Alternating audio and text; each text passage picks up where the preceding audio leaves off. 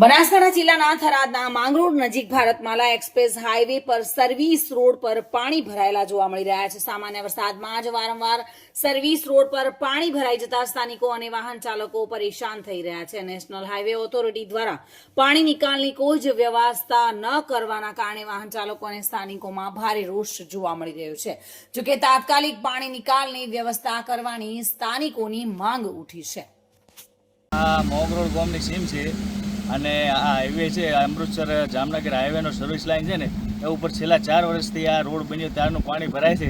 અને આ સ્થાનિક મામલેદારને પ્રાંત કચેરીમાં રજૂઆત લેખિતમાં કરી છે, પણ કોઈ આવતું છે નહીં.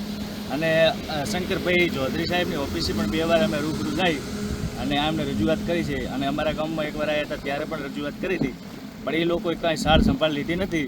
એ કે અમે કરીશું કામ, પણ આજથી સુધી આનું કોઈ દેખવા આવ્યું નથી અને કામ પણ કાંઈ થયું નથી.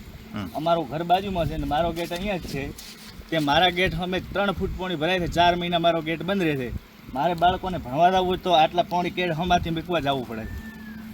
આવી સમસ્યા છે. આ પાણીનો નિકાલ કરવો અહીંથી 500-600 મીટર ઉપર નદી છે, એ નદીમાં પાણી છોડવા આવે. આ ડ્રેનો બની છે ને આમાં કરોડો રૂપિયાનો ભ્રષ્ટાચાર થયો છે. આ ડ્રેન પાણી માટે જ બનાવી છે, પણ આ ડ્રેનોમાં પાણી જાતું છે નહીં, માટી છે અને પાણી બધું રોડ ઉપર આવી જાય છે. આ જો કદાચ ડ્રેન અહીંયાથી નેચી કરે ને ઓછી થોડું હાઈવે ઉપાડે પાણી નેચું નહીં.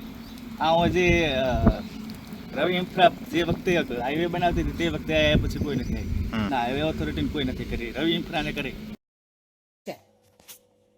મહેન્દ્ર ઓઝા સાથે bureau report, today Gujarati news.